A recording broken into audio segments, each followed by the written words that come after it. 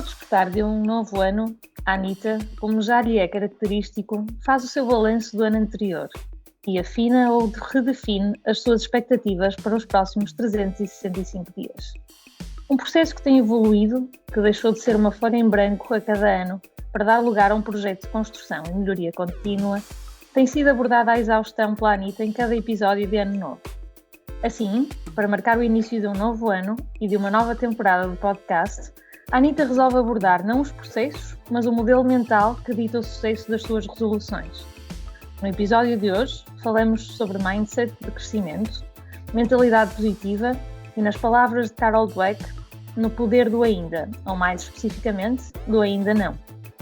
Ao longo desta que é a 7ª temporada do Anitta no Trabalho, contamos com a participação especial de alguém muito querido da nossa comunidade.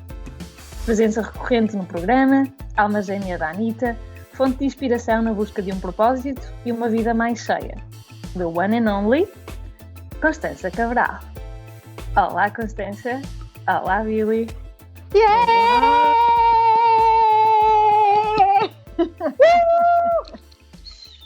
And the crowd goes wild! E muitos parabéns, não é? Porque é um episódio especial para vocês. É o episódio 100. Estamos centenárias! Viva! Extraordinário. Fantástico mesmo. Meu Deus! Pois é, o 100º episódio é assim uma grande loucura. Será que a gente aprendeu alguma coisa no caminho? Ganhamos cabelos brancos, isso sem dúvida. E conhecemos pessoas. Por cima. E pintamos por cima. Nego tudo. Mas conhecemos pessoas fantásticas e não há dúvida que desde aquela conversa, a primeira conversa com a Constança, os episódios com ela são sempre especiais. Sim, são sempre um sucesso garantido. Sucesso para nós porque nos divertimos a fazê-lo. Sem pressão, sem pressão, Constança. Sem pressão. Constança, não, isto é só uma conversa. Tu já sabes que, pronto, nós trazemos sempre assim um rascunho de um guião, umas ideias, não sei o quê, mas a maioria das vezes saímos da pista, não é? Portanto, isto é sorrindo sempre e vamos ver onde é que a conversa nos leva. Claro que sim. Eu estava agora a pensar, eu lembro-me de estar ainda a viver na Nova Zelândia e andar, eu saía todos os dias para e vocês em Portugal e depois comecei a participar às vezes. Não, é incrível, 100 episódios, é incrível mesmo. Eu ainda me lembro do primeiro episódio que nós gravámos tipo às 10 da noite ou às 11 da noite, uma coisa assim, e depois fiquei tão contente, pá, tão excitada com a conversa que não conseguia dormir de maneira nenhuma. Quando adormeci, sonhei a noite toda com a conversa. Minha nossa. Eu lembro-me do absoluto nervosismo, não é? Parecia que não nos conhecíamos e que estávamos perante uma audiência de milhares de pessoas. E o nervosismo a falar e os tiques todos assim a saírem, a virem ao de cima. Os Billy, por amor de Deus, retira os todos na edição. E vocês decidiram começar porquê? Porque ouviam as duas muitos podcasts e não havia nada em português que vos enchesse as medidas ou queriam falar sobre coisas... Como é que foi? Culpa absoluta da Billy. Eu nunca me atreveria a falar, não é? A gravar conversas e de uma forma espontânea, sem guião, sem ter tudo assim absolutamente escrito. Portanto, foi mérito absoluto, eu diria até chantagem emocional por parte da Billy, que me conseguiu pôr do outro lado do Skype a fazer as gravações. As conversas existiam, não eram conversas que tínhamos e notamos que eram muito tabu. Se nós não encontrávamos muita gente disposta a falar sobre o assunto, imaginávamos que não éramos só nós, não é? E, portanto, esta ideia de vamos dar voz, principalmente em português, não é? Porque em inglês já existe muito conteúdo, mas vamos dar voz a estes nossos desafios. Porque eram temas que muitas das vezes eram desconfortáveis e não tinham por que ser falados apenas nos bastidores ou em conversas mais escondidas ou mais não é? Sem ser trazidas à luz do dia, basicamente, e sem trazer também uma perspectiva de, ok, nós conseguimos ultrapassar isto, não é? Nós conseguimos encontrar exemplos e trazer inspiração, mas sem deixar de falar as coisas como elas são. Eu acho que o mundo está muito formatado para um standard que é masculino. Assumir que o standard é masculino. E acho que as mulheres têm desafios e vivem a vida, passam pelo mundo de uma maneira diferente. E acho que faltava, e continua a faltar, atenção, acho que continua a faltar coisas que deem voz às mulheres, que ponham as mulheres no papel principal, que sejam contadas na primeira pessoa. E eu acho que também foi por aí que pegámos, porque nós já conversávamos e depois eu comecei a pensar, pá, a gente já agora gravava isto, assim, do nada, porque não? E sim, eu acho que continua a faltar, precisamos de mais mulheres a contarem as suas histórias, mas já é todo um panorama completamente diferente. Não há dúvida quanto a isso. Mas pronto, olha, tem sido uma aventura muito gira. O que eu mais gosto é das relações que se estabelecem com as pessoas, com as nossas entrevistadas, também entre nós. É assim, acho que é muito giro, acho que tem sido assim um aprofundar. Às vezes as pessoas dizem aquela coisa, e os anos, não sei quê, ainda se os desfizesse, não sei quê, nananã, nananã.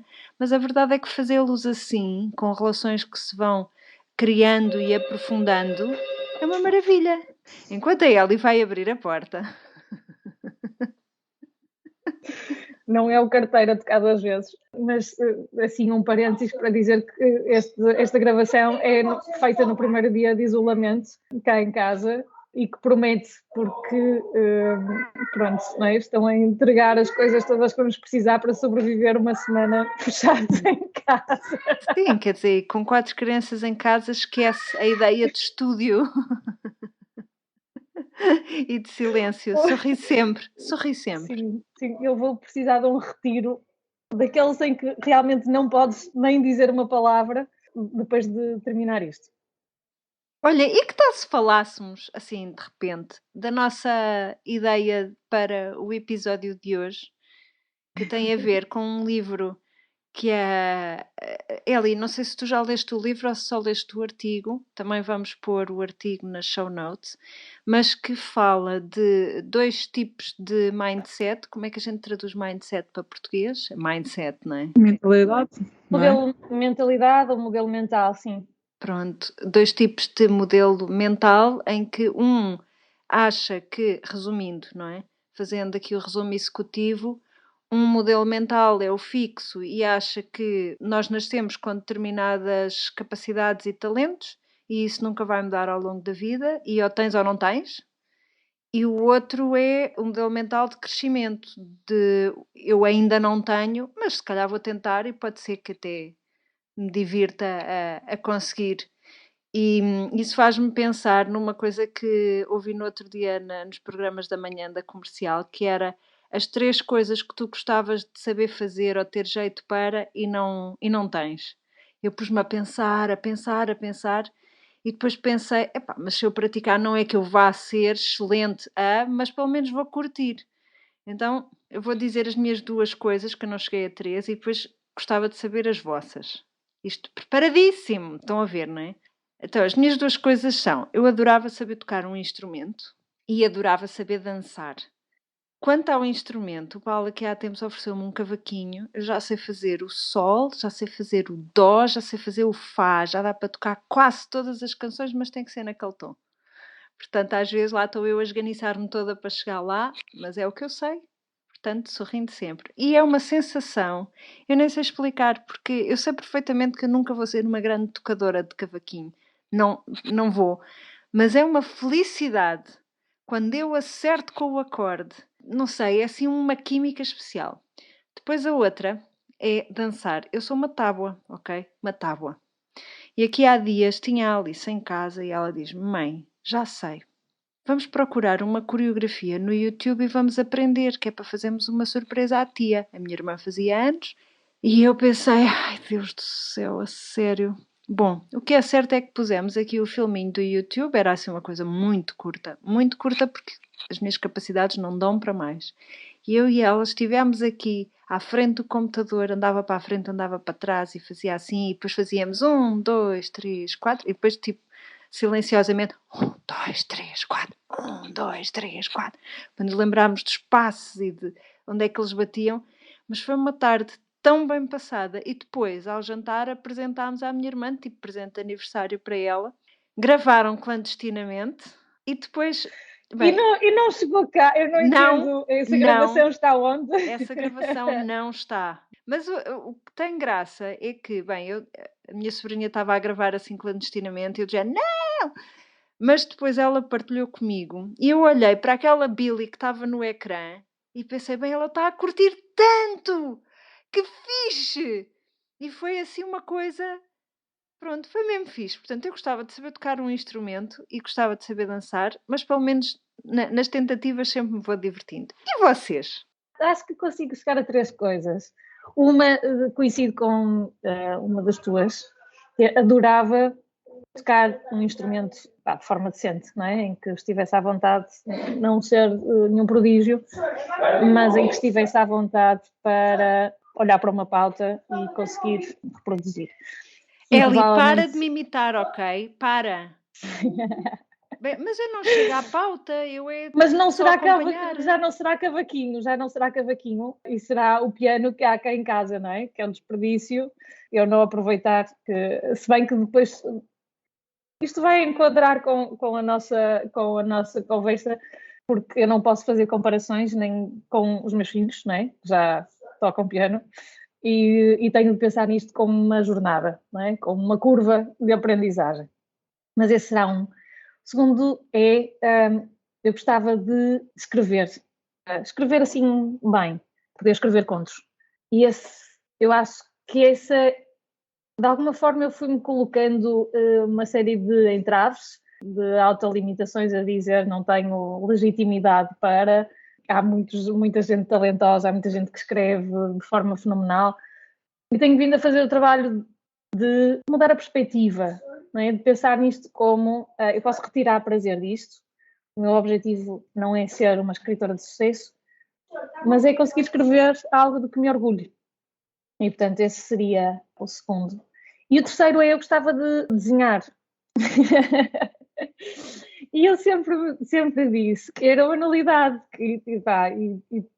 não é? Que não tenho jeito nenhum que não consigo.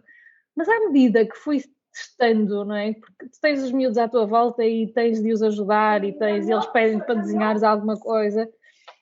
Eu fui usando o método de não é? Cópia, não é? Estás a ver à tua frente e tentas reproduzir. Aí disse, se calhar neste com treino eu consigo fazer alguma coisa, não é? Não é não serei uma ilustradora como a Billy, mas não serei uma ilustradora como a Billy, mas posso aprender e posso melhorar, e é essa a perspectiva. Portanto, essas são as minhas 3 coisas. Isto agora vai parecer completamente aborrecido e nada original, mas é que vocês disseram as minhas também. Ai, mulheres, vocês parem de me imitar. Mas completamente, é que tu já sabes desenhar, não é? Já nasceste com isso. Não era isso, parem de me imitar nas coisas que querem. Eu sei, não, mas eu fui logo, pensei, desenhar, escrever e tocar piano, as 3, logo. Desenhar acho que deve dar um gozo, para já esteticamente acho lindo mesmo, um caderno cheio de desenhos, ou poder oferecer desenhos aos amigos, portanto... Oferece-me mais desenhos. Adoro, sabes? Mas eu identifico-me completamente com o que ela disse, não só no desenhar como no descrever. Desenhar, eu já disse isto muitas vezes, não me quero repetir muito, mas eu acho que em Portugal ou tens jeito para desenho ou não tens, e quer dizer, se não tens, esquece. Não é nada, pelo menos as escolas em que eu andei, um ensino que puxo por ti. Quem tem jeito para desenho, pronto, é muito mais artístico e puxam por essa pessoa. Quem não tem, sempre achei que não, enfim, que te punham de parte. E também, tal como a Eli, quando comecei com os Nature Journals, com o Rodrigo, os cadernos de campo e não sei o quê, porque eu sempre gostei bastante de natureza da parte botânica, e quando ele era ainda pequeno, tipo 3, 4 anos, comecei a querer fazer um caderno de campo com ele, desenhar uma folha, desenhar isto, desenhar aquilo. E também noto, como diz a Eli, que se eu tiver um desenho à minha frente, uma fotografia, não tanto, e então olhar para uma imagem e reproduzi-la, para mim é difícil. Mas se eu tiver, por exemplo, um desenho à minha frente, consigo reproduzir mais ou menos, sem gênio nenhum, não é? Mas, portanto, também penso, obviamente, isto é uma coisa que se poderá treinar, só que, pois, e tenho comprado até livros sobre isso e que aprendo a desenhar, mas depois começam com uns exercícios que não me interessam nada e não sei, perco um bocado o entusiasmo. Portanto, desenhar, sim, acho que deve dar um gozo enorme. Depois, escrever também. Aliás, eu quando era pequena, quando me perguntavam o que é ser quando faz grande, eu dizia sempre escritora. Porque, não sei, sempre alguém em mim... Gosto da ideia, não só romântica, não é? De uma pessoa que escreve, como acho que tenho coisas para dizer, como até acho que nem escrevo mal, também não tenho gênio, não é? Mas não escrevo mal. Mas também me ponho muitos entraves. Por exemplo, eu interesso-me imenso por casas e isso, e penso, mas qual é a minha legitimidade, tal como tu disseste? Eu não sou decoradora, não estudei interiores, não. O que é que eu agora vou estar aqui a mandar habitados, não é? Mas via que quando escrevia ao blog, aquilo saía-me naturalmente e saía-me relativamente bem e pronto. E tenho uns documentos, words, com assim, ideias e frases soltas de coisas que gostaria de aprofundar, mas depois nunca aprofundo. E pronto, e tocar piano, a minha avó estudou piano até bastante tarde no conservatório em Lisboa e não continuou porque basicamente por duas coisas. Uma, eu acho que ela era preguiçosa e eu também sou, portanto eu reconhecia os traços dela em mim, ou pronto, ali muita coisa, e depois porque os pais também, quer dizer, era uma menina, queriam que ela, por acaso até foi para a universidade, mas queriam que ela se casasse e pronto, tivesse uma vida convencional, não a queriam a dar concertos, quer dizer, acho eu que no fundo nunca lhe disseram isso diretamente. Mas achavam muita graça que ela estudasse piano e tocasse e fosse às aulas e tudo, e até puxavam bastante por ela para ela tocar em casa, mas para treinar, para estudar, mas pronto. E a minha avó, e isso agora entra nesta história do fixed mindset e tudo, a minha avó, a minha mãe diz que quando os filhos eram pequenos ainda tocava bastante e eles costumavam lanchar com a minha avó a tocar piano, que eu acho também uma imagem idílica, todos na mesma sala, mas deixou com o tempo e então, cada vez que se sentava ao piano, como as coisas já não lhe saíam, irritava-se e dizia não. E então nunca mais tocou. Em vez de pensar, não, eu vou... Não é que se tivesse a mentalidade de crescimento, se calhar pensava, não, quer dizer, eu tenho que me pôr aqui, vai-me sair mal ao princípio, mas eu vou superar isto. Mas não, já não consigo e é mais fácil parar. Este tema é um tema que faz sentido porque ainda andamos todos a falar de resoluções de ano novo e de hábitos e de como é que fazemos perdurar as resoluções. E este tema do growth mindset apareceu-me numa série de referências dispares e em diferentes contextos. Eu achei curioso, eu acho que uma das primeiras referências foi uma TED Talk, que é da Carol Dweck, que são 10 minutos, mas que é um bom enquadramento do tema do que é growth mindset versus fixed mindset. E em que ela fala do que é isto do poder do ainda, ou o poder do ainda não. E já explico um bocadinho mais. E então começou por aí, por essa TED Talk. Há um artigo da Margin Allen, que era o antigo Brain Pickings, em que ela também fala em detalhe, acho que foi esse artigo que eu também partilhei convosco, sobre as diferenças e como é que nós seremos mais bem-sucedidos ou mais felizes se adotarmos uma mentalidade positiva, uma mentalidade de crescimento. E depois também numa das nossas referências habituais é um dos episódios do Happiness Lab, depois também coloco nas show notes, em que mais uma vez a referência vai para os estudos feitos pela Carol Dweck e os outros autores dos artigos que ela tem vindo a publicar e do livro que tem também, mas que volta a aplicar toda essa teoria, o estudo e os dados que ela foi recolhendo para uma série de projetos que estão a ser feitos em escolas, em que vai um bocadinho à origem disto tudo. A Carol Dweck introduz o tema com uma referência de uma escola em Chicago, uma escola secundária, onde os alunos tinham uma série de matérias às quais eram avaliadas mas quando não tinham positiva, em vez de terem uma nota negativa, a classificação era not yet. O que ela achou que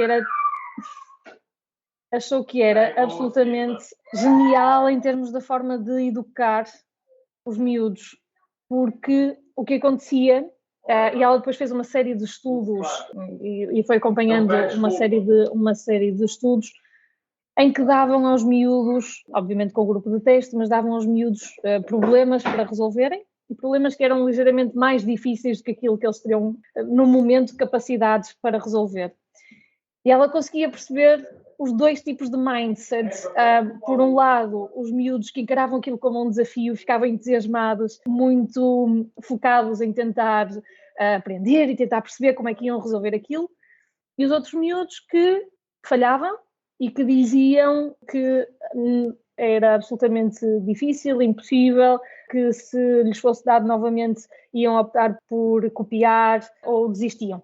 E então ela foi aplicando esta metodologia do Not Yet nessa ótica de curva de aprendizagem. Ou seja, tu elogias não a capacidade no momento, ou tu avalias não a capacidade no momento, mas avalias o progresso, o esforço, a dificuldade. E eu achei que isso...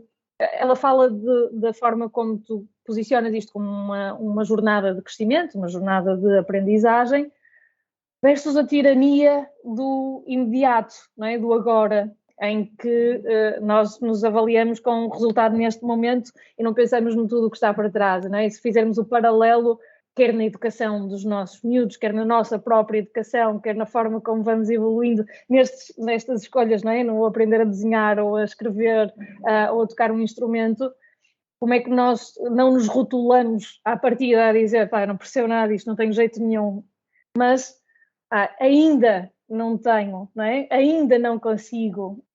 E faz um esforço mental, não é? Só o acrescentares esta palavra, quando estás a formular estas ideias, já te ajuda a ganhar uma perspectiva diferente e dizer, ok, não é? Eu não vou ficar aqui fechada nisto, eu tenho aqui um caminho e vou ver como é que eu progredi versus o dia anterior, ou versus o mês anterior, ou versus o ano anterior. Isto levou-me também para a última conversa que tínhamos tido com a Constança, em que falávamos do Aristóteles e da eudaimonia e da forma como tudo isto é uma construção, não é? E nós nos encaramos a nós próprios como uma construção e as tarefas que vamos escolhendo fazer e a forma como vamos progredindo. E eu achei que era um tema assim muito positivo e o livro Mindset passou diretamente para a minha lista a ler este ano, porque me parece, depois comentamos, por coincidência, um amigo comum com a Billy publicou num dos nossos grupos do WhatsApp uma foto da capa do livro e está no top dele também em termos de livros de desenvolvimento pessoal e portanto está na minha lista. Há aqui uma série de paralelos que nós podemos fazer e para quem nos acompanha e que tem este caminho de empreendedorismo ou de freelancing ou de quer que seja, também pode fazer essa leitura, não é? Porque estamos a falar de, à medida em que nos metemos num projeto de empreendedorismo, num projeto novo e vamos falhando, os erros ou as falhas acumuladas, se nós tivermos esta mentalidade de crescimento, nós encaramos isto como parte do processo para até termos sucesso. E eu achei isso importante. Portanto, ao nível profissional, fazes essa leitura mais positiva, mais otimista das coisas, e ao mesmo tempo do lado pessoal, e duas das recomendações que saem destes estudos e que saem do livro da Carol Dweck, também vêm com como é que nós aplicamos isto aos nossos miúdos. E o trabalho dela e os trabalhos que têm saído têm-se focado muito nesta vertente da educação e da formação de crianças. E ela fala do elogiar não a inteligência ou a capacidade e elogiar o processo, o que me lembrou uma conversa que tive com o meu PT há uns tempos, em que ele falava, que eu estava a falar de reações diferentes dos meus filhos quando têm alguma dificuldade. E ele estava a falar que nós naturalmente temos há variações obviamente, mas tens duas atitudes no desporto. Ele é desportista, não é? E, portanto tem toda a formação à volta do desporto e da formação também. Portanto, ele fala de estás vocacionado para o ego, não é? Dirigido para o ego ou dirigido para a tarefa. E depois ele dá o exemplo, não é? O Cristiano Ronaldo é as duas coisas, é alto nas duas componentes. Mas naturalmente tens mais tendência para o ego ou tens mais tendência para a tarefa. E os miúdos que estão mais dirigidos para o ego lidam mal com a falha, porque estão constantemente em comparação com os outros, e enquanto que os miúdos dirigidos à tarefa têm prazer na aprendizagem, têm prazer em descobrir como, em explorar, em aprender. E isto faz-me pensar nisto de como é que nós incentivamos os miúdos a pensarem mais neste lado da tarefa, ou dirigi-los mais para este lado da tarefa, em que eles vão vendo o progresso e vão fazendo a medida do progresso versus eles próprios, em que tens uma série de miúdos com competências diferentes, e em vez de dizeres aquele terminou em primeiro lugar e aquele termina recorrentemente em primeiro lugar, tu vais a cada um e tu dizes, olha, mas viste a evolução versus a tarefa anterior, versus a última vez em que fizeste isto, viste a progressão desde a primeira vez até aqui, portanto leva-me por aí. E por outro lado, há uma parte teórica também, que é ligada a ensinar como é que o cérebro funciona. E quando nós explicamos aos miúdos que cada vez que nos esforçamos, cada vez que lidamos com dificuldades, saímos da zona de conforto. E isso significa que o cérebro está a fazer novas ligações. E, portanto, estamos a tornar-nos gradualmente mais inteligentes. Está medido, não é? E, portanto, à medida que eles veem isto, e veem os gráficos, e veem as imagens dos cérebros, não é? Com todas as áreas que são estimuladas, com os neurónios, não é? Ficam com uma imagem visual dos neurónios a formarem-se ou a estabelecerem ligações, e sentem mesmo isso, não é? E, portanto, têm uma visão ou mudam a mentalidade em relação ao que é a dificuldade, ao que é o esforço, porque o esforço e a dificuldade vão torná-los mais inteligentes e não são um entrave. Portanto, aí também pelas formas mais práticas de conseguirmos mudar ou conseguirmos gradualmente também fazer com que esta mentalidade seja a predominante na nossa forma de pensar.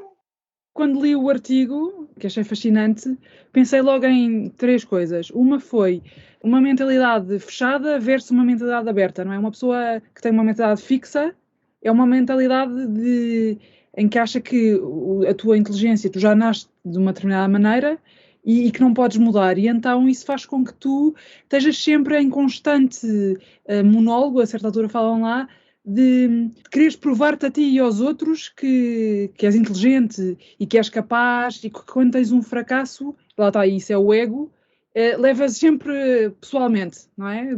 Eu não sou bom, eu não sou capaz, em vez de pensar que e lá está, e por isso é que eu acho que é uma mentalidade fechada, em que andas ali num pensamento circular que é completamente tóxico e que não te leva a lado nenhum, e que pode, aliás, ter grandes repercussões em termos de saúde mental, porque tu estás ali fechado e achas que não há volta a dar. E enquanto a mentalidade aberta é, obviamente, uma pessoa que gosta de desafios, em que vê os fracassos como uma rampa de lançamento para aprender outra coisa, que não leva isso tudo, que não leva as falhas de uma maneira pessoal, não sou eu que sou mau, não, eu vou conseguir, ou isto é um desafio, ou tudo isso. E acho que isto também tem muito a ver com a autoconfiança. Ela começa o artigo por dizer que o poder daquilo em que acreditamos é enorme, consciente ou inconscientemente. E que, no fundo, se tu acreditas que és capaz de fazer uma coisa, muitas vezes consegues. Porque, no fundo, não te estás a limitar. É também um bocado na vida, se tu achares que mereces certas coisas. Eu lembro quando nós andávamos à procura de casa na Nova Zelândia, isto é um exemplo completamente paralelo, mas eu só estava a ver casas boas. E o Tiago só estava a ver casas más. E eu disse ao Tiago, e ele dizia, não sei o quê, ele nunca disse que eu tinha manias das grandezas, mas quase. E eu disse ao Tiago, se tu achas que se tu pões o teto tão baixo que nós não temos direito a uma casa boa, quer dizer, tu nunca consegues o máximo, não é? É difícil. Portanto, vais sempre, estás a coartar a ti próprio, estás-te a limitar, portanto, e efetivamente conseguimos depois a casa que queríamos. E isto não era uma questão de preço, ele nem sequer ia ver casas muito boas porque achava que, de uma maneira inconsciente, que não tínhamos direito a isso, percebem? E a autoconfiança, a minha mãe, por exemplo, sempre nos disse que nós conseguíamos. Nunca disse que éramos o máximo ou que não sei o quê, mas que conseguíamos. E eu, de maneira inconsciente, sempre achei que era capaz. E acho que isso tem sido muito bom na minha vida. Não que tenha atingido grandes coisas, não é isso, mas no fundo eu sinto-me em paz comigo própria. Enfim. E depois em relação às crianças, não é tal como vocês, tenho filhos na primária, e quando estava a ler o artigo pensei, mas isto aplica-se totalmente à educação, e ela, a certa altura fala no sistema educativo, essa do not yet, acho genial, genial mesmo, não acho nada, eu às vezes sou um bocado crítica dos americanos, se que é americanadas, isso acho genial, porque no fundo também não estás a limitar uma criança que está em fase de crescimento e desenvolvimento e que ainda nem sabe bem quem é. Por exemplo, os miúdos aqui, a educação espanhola é ultra clássica, eu acho que ainda é mais clássico, pelo que eu vejo dos meus filhos, que supostamente estão numa escola progressista, em Logronho, que é uma cidade de província, enfim, é quase mais clássica do que quando nós andávamos na primária no final dos anos 80 e 90. E, por exemplo, eles têm notas a todas as disciplinas, desde a primeira classe, a inglesa, a ginástica, isto, como nós tínhamos no liceu, e eu acho isso péssimo, péssimo. Eu não sei bem como é que era convosco, mas na primária eu acho que a pessoa passava ou não passava, não é? Não sei lá o que é que eu tinha, religião ou plástica, como eles chamam cá, desenho, quer dizer, e acho que não tem interesse nenhum, porque acho que já está a formatar os miúdos, tipo, eu sou muito mau nisto, eu sou mau a ginástica, eu não sei desenhar porque só tive um 7, porque aqui as notas são até 10. E eu vejo mesmo com os meus filhos, por exemplo, eles os dois têm notas boas, bastante boas. E o Pedro tem agora na segunda classe melhor do que na primeira, e o Rodrigo teve agora na quarta classe ligeiramente pior do que na terceira classe. Isto para dizer o quê? Que a maneira como ele encarou isso faz-me pensar que ele tem já uma mentalidade bastante fixa, mas que também, talvez inata, mas por outro lado, por uma formatação que há desde que eles entraram aí. Ele disse-me, estou chateado porque não tive alguns 8 e 9, mas não tive nenhum 10. E eu disse, Rodrigo, tu tens é que ir. Primeiro tens que pensar como é que levaste este trimestre. Esforçaste? Ou tiveste com atenção, etc. Depois acho que deves ir falar com a tua professora e perguntar como é que eu posso melhorar, o que é que eu posso fazer. Portanto, tens que ver isto como uma oportunidade para melhorar. Eu não sabia nada ainda desta teorização toda das mentalidades. Mas de facto acho que nós, como mães, temos uma responsabilidade brutal, não é? Estamos a formar e a ajudar a formar os adultos do futuro, as pessoas que vão, enfim, viver e mandar no mundo e tudo isso. E, portanto, é importante que reflitamos sobre estas coisas e que possamos conversar. Enfim, o que é que tens a dizer, Billy?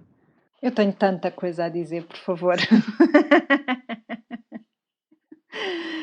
Pronto, aconselho-vos a sentarem-se com calma, porque eu tirei aqui muitas notas enquanto vocês falavam. Pegando neste último assunto da questão da educação das crianças, fez-me lembrar de uma coisa. Eu adoro de paixão a professora. A Alice está no 2º ano e adoro de paixão a professora que ela tem.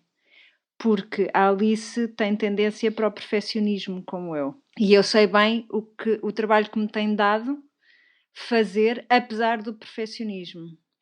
E que me tem dado superar essas ideias do perfeccionismo, que também têm muito a ver com uma mentalidade fixa, não é? De que quase que ou tens ou não tens, e não é que vais ficar melhor, porque se não tens, não tens, não é?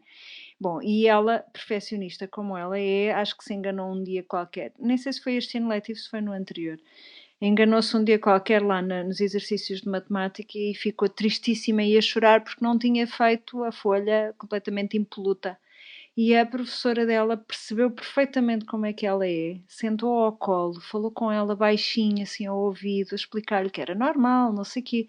Eu às vezes vou ver, eu achei isto maravilhoso, achei que ela tinha percebido exatamente como é que a Alice era e percebeu como dar a volta ali à situação. E depois eu vou ver, de vez em quando vou lá ver os livros e os cadernos, eles têm uma teoria que é fazem os trabalhos de casa todos lá na escola, portanto só trazem para casa se por acaso não conseguiram completar, por alguma razão, e então mandam os livros periodicamente para casa para os pais poderem ir ver. E eu vejo que nos livros, muitas vezes, nos exercícios, ela tem ocasionais erros. E eu honestamente fiquei muito contente, porque acho que a professora e a escola apoiam esta ideia da integração do erro no processo. Ou seja, o objetivo não é ter uma folha impoluta, é aprender com a coisa. E eu achei isto absolutamente maravilhoso e por isso, quer dizer, sou mega, mega, mega, mega, mega fã da professora dela. E é também uma coisa que eu digo muito quando eu dou aulas. Eu dou aulas de tricô e de bordado. E no tricô, então, nota-se bastante, não é? Porque há toda aquela questão da motricidade fina e aí depois há pessoas que começam a fazer aquilo com muita facilidade e há pessoas que têm que estar ali um bocadinho a lutar. A cabeça e as mãos lutam um bocado umas com as outras a ver o que é para fazer, não sei o quê. E depois... muitas vezes tenho, isto quando a gente vai aprender coisas a esta idade, e no outro dia tinha uma octogenária a dizer-me isso, eu disse, olha, já chega de jogar a carta da idade, está bem? E estive a dizer-lhe que a idade, obviamente que se a pessoa tiver uma demência ou uma doença ou não sei o quê, a idade, de facto, o corpo, de facto, acaba por ser um travão, mas a idade é uma construção muito mental, não é? Portanto, se a pessoa tiver essa ideia de que pode continuar a aprender sempre, mesmo que tenha mais algumas dificuldades, mesmo que precise de repetir mais vezes, mesmo que não sei o quê, a pessoa vai aprender. A pessoa vai aprender a tricotar. É uma coisa que se consegue aprender com a prática. E então dei-lhe vários exemplos. Já tive pessoas muito mais jovens do que ela. Uma vez tive uma adolescente que me disse: nunca ninguém me conseguiu ensinar. E uma outra que tinha ido contrariada porque as filhas lhe tinham oferecido, não sei o quê, e portanto que acabou por não aprender nada porque ela simplesmente não quis. E eu disse-lhe isso: olha, basta estar aqui e querer, que vai aprender. Aprende mais, aprende menos, com mais facilidade, com menos facilidade, mas isso é pouco interessante porque vai aprender e porque vai curtir. Porque estamos aqui a conversar, estamos aqui a passar um bom momento e o processo é divertido. E então depois no final da aula ela deu-me assim o melhor feedback que eu alguma vez tinha tido. Que foi, ai, eu hoje saio daqui com muita autoestima, estou tão contente. E eu nem consegui, pronto, nem eu ficar Covid nem nada, agarrei-me a ela, dei-lhe um abração, porque foi assim a coisa mais, espetacular. Foi mesmo, enfim, e eu acho que isto também se aplica à questão, aquilo que vocês estavam a dizer de eu gostava de escrever contos, eu gostava de saber desenhar, e há tanto para dizer sobre o ensino artístico, não é só em Portugal, é em geral, ok? Agora vou só falar, quer dizer, já lá vou, mas agora vou falar de outra coisa, que é, eu acho que nós temos que fazer algumas coisas porque elas simplesmente têm que sair de cá de dentro. E acho que escrever é uma delas. É pouco importante se é bonito, se não é bonito. Quer dizer, é mais giro se for bonito e se for articulado e se usares umas palavras que... Claro, isso é mais fixe, mas vocês as duas, tanto uma como a outra, já escrevem lindamente. Portanto, eu acho que as coisas... A pessoa às tantas tem que escrever, porque é preciso, porque as ideias estão cá dentro e têm que sair e têm que sair cá para fora. E quando a pessoa pensa que eu tenho que escrever porque me vai fazer bem, o resultado não é que não seja importante, mas é muito menos importante. E se o resultado for menos importante, as coisas acontecem. E isto fez-me lembrar também o livro da Elizabeth Gilbert, que é o Big Magic, que é sobre criatividade. Recomendo a toda a gente. Recomendo, porque ela é assim maravilhosa. E fez-me pensar, e também voltando à questão do ensino artístico, eu fiz a Faculdade de Belas Artes, fiz Design de Comunicação e o ensino artístico não acho que seja específico de Portugal, acho que tem a ver muito com a academia. É feito por pessoas e se as pessoas tiverem uma mentalidade fixa, se as pessoas tiverem e se incutirem isso nos alunos, podes crer que vai haver insucesso, que vai haver tristeza, que vai haver não sei o quê. Mas a verdade é que o ensino é feito por pessoas. É pessoas. E eu na faculdade tive professores absolutamente maravilhosos e tive professores absolutamente, como dizer, cocó, total. E eu recordo-me de alguns cocó total, mas sobretudo eu recordo-me dos maravilhosos, daqueles que, se calhar de uma forma mais crua ou mais empática, nos fizeram sempre crescer, nos ensinaram a procurar, a pesquisar. E voltando ao desenho, o desenho é ver, o desenho é ir lá e fazer 5 minutos por dia. Às tantas não precisas de mais do que isso, não precisas de fazer os exercícios dos livros. Eu também olho para aquilo, também comprei alguns livros de aprender a desenhar e não sei o quê, mas os exercícios não me interessam absolutamente nada, não têm nada a ver com a minha maneira de ver, porque todos vemos as coisas de maneira diferente e percepcionamos a realidade de maneira diferente.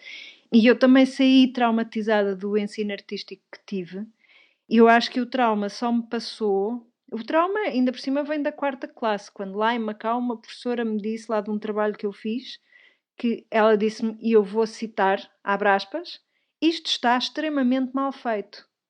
E ainda hoje me lembro disso. Foi um golpe no coração, que foi uma coisa horrenda. Eu acho que o trauma só me passou completamente, veio daí, a escolaridade mais ou menos, tive alguns professores muito fofinhos e muito de mentalidade de crescimento, depois cheguei à faculdade e tive alguns maravilhosos e outros péssimos, e o trauma passou-me quando eu fui lá na Argentina, fui fazer um curso de pintura. E quer eu quisesse, quer não, quer estivesse a chover, quer estivesse a fazer sol, à segunda-feira, das 2 às 4 da tarde, eu estava num estúdio, com mais não sei quantas pessoas, com um modelo nu e com um professor, e alguém levava música, alguém levava biscoitos, alguém levava um chá, alguém levava o mate, alguém levava qualquer coisa e criava-se ali uma atmosfera de cooperação. Portanto, nós fazíamos os exercícios e depois no final tínhamos sempre ali uns 20 minutinhos para fazermos a apreciação do professor a apreciar os trabalhos e depois toda a gente apreciava o trabalho. Portanto, falava sobre o trabalho de um aluno, falava o professor e depois as outras pessoas davam a opinião. E o professor cria ali uma atmosfera de feedback construtivo. Havia pessoas até assim, umas pessoas mais velhotas que ficavam assim um bocadinho do género, ele só diz coisas positivas é porque claramente não está a ver a bodega que eu fiz. Mas a verdade é que ele era capaz de sempre tipo buscar aquilo que tinhas melhorado e depois dizia-te, olha, da próxima aula experimenta focar-te aqui nesta parte, naquela parte, nananã, e dava sempre um feedback construtivo e fazia sempre, sobretudo fazia quase uma festa sobre as coisas, pá, que tinham saído bem, que tu tinhas-te esforçado em relação à vez anterior para fazer diferente, para fazer mais solto, para fazer... Pronto, e então para esse professor eu estou eternamente agradecida porque ele devolveu-me a alegria de criar só porque sim, sem pensar muito no resultado final, sem ter o crítico lá dentro a dizer isso está a ficar muito malzinho e tal. E pronto, e então... já que continuo só aqui a ver as minhas notas, vou só dizer mais 2 coisas. Uma, não sei se conhecem a Lisa Congdon, que é uma artista self-made, que também fala muito sobre essa questão, porque ela não fez estudos artísticos e durante muito tempo lutou com essa questão, se era legítimo ela identificar-se como artista ou não. Vale imensa pena, ela agora até tem um podcast, sobretudo o primeiro episódio ela fala muito sobre isso, e os que são Ask Me Anything, ela fala bastante sobre essa questão, sobre passares à frente da questão da legitimidade.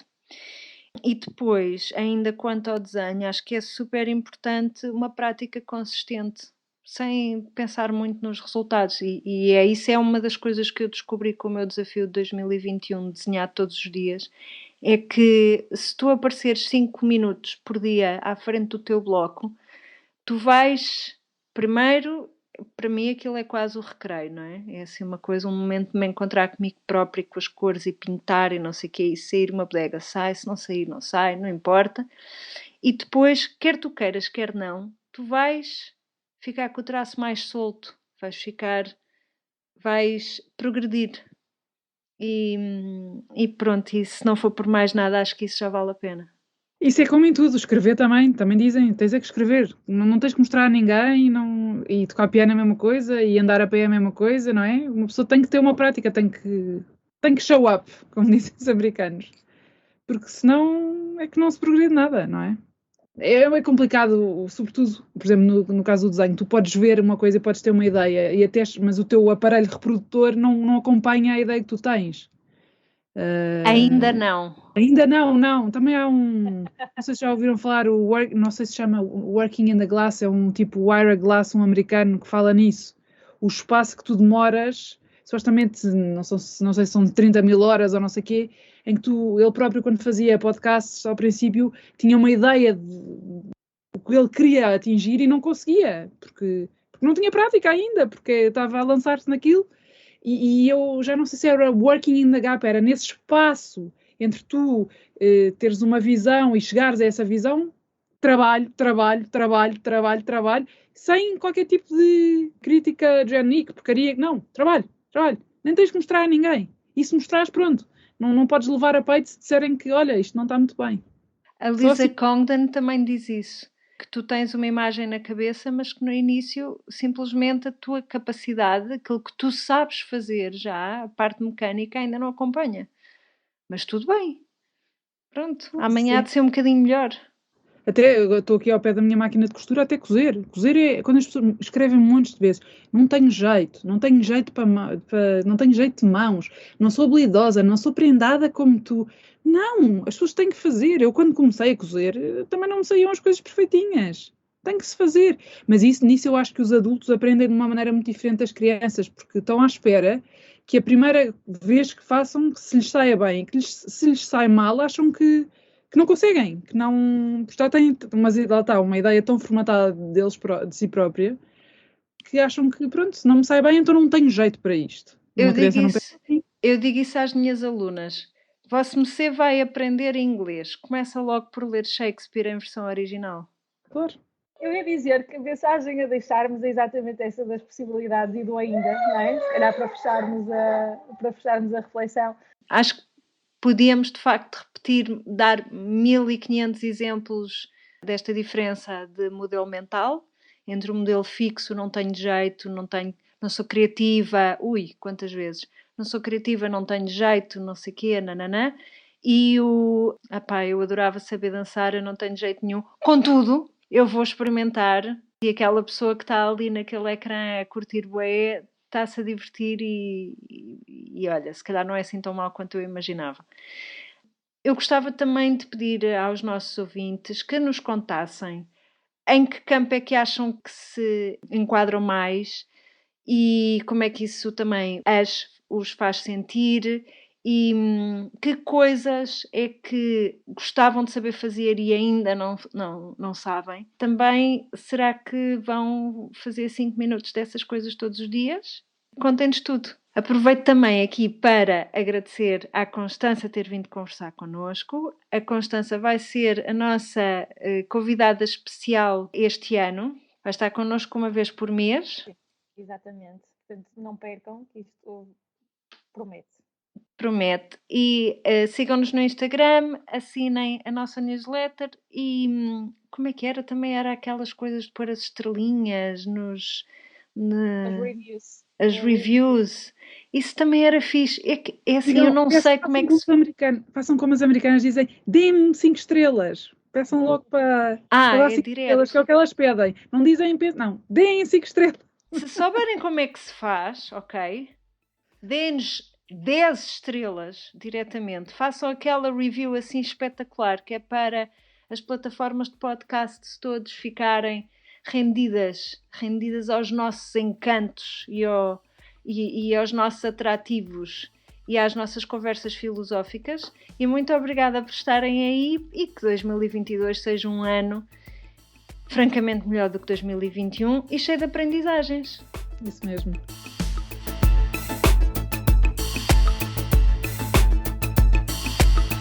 A Anitta regressa ao trabalho quando bem lhe apetece e pode, idealmente a cada 15 dias, mais coisa, menos coisa, com um ponto de situação nos seus projetos.